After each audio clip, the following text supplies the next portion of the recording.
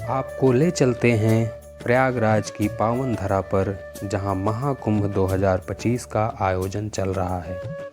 45 दिन तक चलने वाले इस महा आयोजन की महत्ता एवं अलौकिकता आपके हृदय में जीवन पर्यंत बनी रहेगी। यह भारतीय संस्कृति का भी महाकुंभ है। यहाँ पर देश दुनिया के विभिन्न स्थलों से आए हुए साधु संतों, मनीषियों का एक ही स्थल पर समागमन होता है। जिन महान विभूतियों से आप जीवन भर सानिध्य लाभ प्राप्त ना कर पाएं, उनसे यहाँ पर आप सहज ही मिल सकते हैं। इसकी विशालता, इसकी विस्तृत जो श्रृंखला है, आप उसको इस ढंग से भी जान सकते हैं कि यहाँ पर लोहे की मोटी मोटी चादरों से निर्मित सड़कें बनाई गई हैं, जिनकी लंबाई लगभग 650 किलोमीटर की है। यह इतनी लंबी है कि यदि इसको एक सीधी रेखा में बनाया जाए तो आप प्रयागराज से दिल्ली तक जा सकते हैं। यहाँ पर विभिन्न प्रदेशों के प्रदर्शन गृह भी बनाए गए हैं तथा उत्तर प्रदेश राज्य का हर विभाग यहाँ पर बनाया गया है। यहाँ पर आने वाले बच्चों की सुविधा को ध्यान में रखते हुए अस्थायी विद्यालयों का भी निर्माण किया गया है, जिसमें बच्चे संगम क्षेत्र में आकर के मेला क्षेत्र में मेले का आनंद उठाते हुए अध्ययन भी कर सकते हैं। 45 दिन के लिए यह नया जनपद ही बसाया गया है, जिसमें समस्त सुविधाएं उपलब्ध हैं। यहाँ पर कल्पवासी प्रत्येक दिन पावन गंगा में स्नान करते हैं और 24 घंटे में सिर्फ एक ही बार भोजन ग्रहण करते हुए वानप्रस्थ का अनुपालन करते हैं। महाकुंभ विभिन्न सेक्टरों में विभाजित है, जो कि एक दूसरे से जुड़ा हुआ है। सभी सड़कों का नामकरण भी किया गया है। गंगा नदी से इस पार से उस पार आने और जाने के लिए अस्थायी पाल्टून के पुल भी बनाए गए हैं, जिसमें कुछ पुल ऐसे हैं जिससे आप एक तरफ से जा सकते हैं और दूसरे पुल से आप आगमन कर सकते हैं। अर्थात जो पुलों का निर्माण किया गया है वह वन वे है। इसको टेंट नगरी के नाम से भी जाना जाता है। आपको महाकुंभ परिक्षेत्र में निर्मित ऐसे ही कुछ आश्रमों, मठों, अखाड़ों आदि के मुख्य द्वारों का अवलोकन मैं कराऊंगा, जिससे आप महाकुंभ की अलौकिक छटा का अनुमान लगा सकते हैं। इसमें से कुछ दृश्य रात्रि लगभग 1 से 2 बजे के हैं और कुछ दृश्य आप दिन का भी देख पाएंगे। आइए, टेंट नगरी में आपका स्वागत है। महाकुंभ में निर्मित विभिन्न प्रकार के द्वार हैं। विभिन्न क्षेत्रों में जब आप जाते हैं तो पाते हैं कि जैसे ओम द्वार, कमल द्वार, नंदी द्वार, कौस्तुभ द्वार, कल्प द्वार, ऐरावत द्वार, डमरू द्वार इत्यादि इस प्रकार से बहुत से आकर्षक द्वारों का निर्माण किया गया है। यहाँ पर विभिन्न प्रकार के जो आश्रम, मठ और अखाड़े हैं वो भी स्थापित किए गए हैं। आप ये इस प्रकार से इसको देख सकते हैं कि यह अस्थायी रूप से निर्मित किस प्रकार से मंदिर के मॉडल हों या आश्रम के मुख्य द्वार हों, अखाड़ों के मुख्य द्वार हों या मंदिरों के मुख्य द्वार हों, उसको आप हूबहू इतना आकर्षक पाते हैं कि एक बार वह मन को अवश्य मोहता है।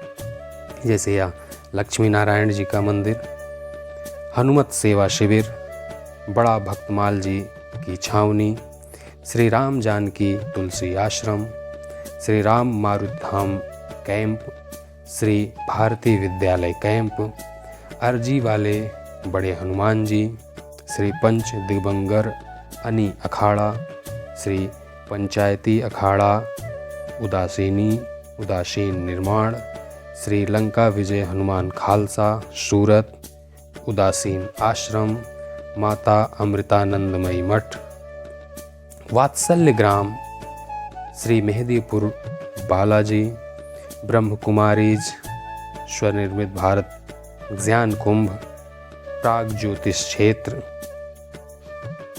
आर्या शिविर कैलाशानंद गिरि जी महाराज, ईश्वर को देखा जाता है श्री आशुतोष जी महाराज, पाली बाली वाला अन्न क्षेत्र, श्री गुण कार्ण शिविर, स्वामी नारायण अक्षरधाम, सेवा साधना शिविर, शांति सेवा शिविर, सर्वधर्म पूजा राष्ट्रीयता को प्रदर्शित करने हेतु यहाँ पर निर्मित हुआ है।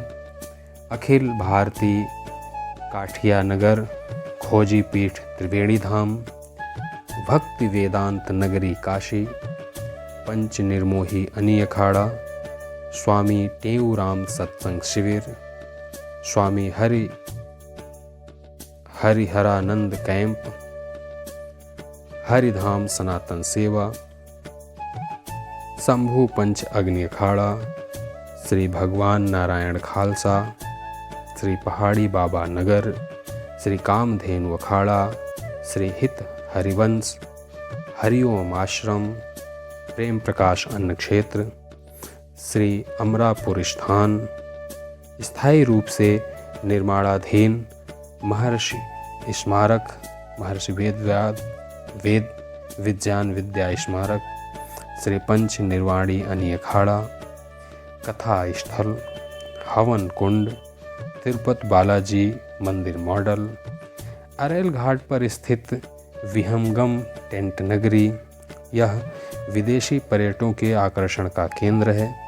यहाँ पर अत्याधुनिक सुविधाओं से युक्त टेंट नगरी का निर्माण किया गया है, जिसमें बांस के, रेत के इत्यादि प्रकार के बहुत ही आकर्षक जो है घरों का, टेंटों का, झोपड़ियों का निर्माण यहाँ पर किया गया है, जिसमें समस्त सुविधाएं उपलब्ध हैं। और अरेल घाट पर एक चाय पॉइंट जो सबके आकर्षण का केंद्र बना हुआ है। आप संगम की मुख्य धारा में, जहाँ पर गंगा, यमुना और सरस्वती एक स्थान पर मिलती हैं, वहाँ पर आप नाव से जा कर के स्नान कर सकते हैं।